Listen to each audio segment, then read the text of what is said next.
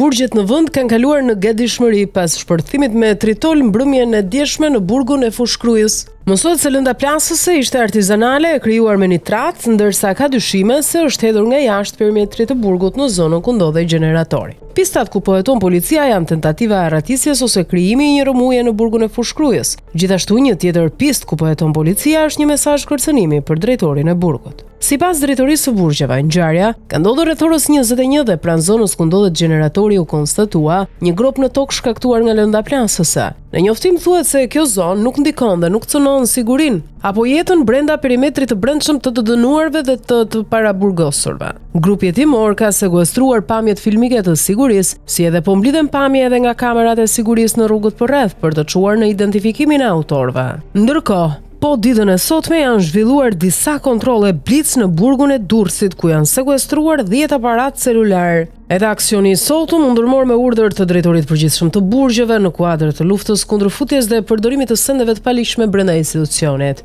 2 aparat celulare janë gjetur në qeli, ndërsa të tjerët në ambientet e jashtme të këtij burgu.